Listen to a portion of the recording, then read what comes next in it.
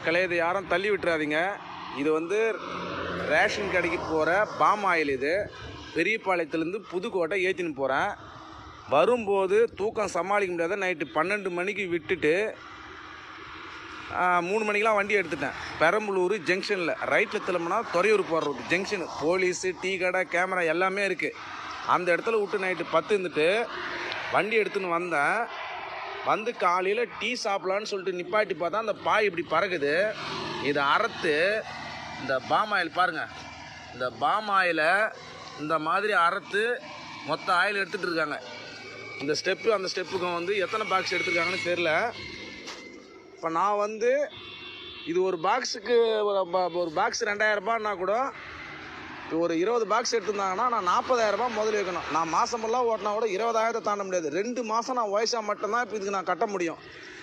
இது வந்து நான் 20 வருஷமாக டிரைவர்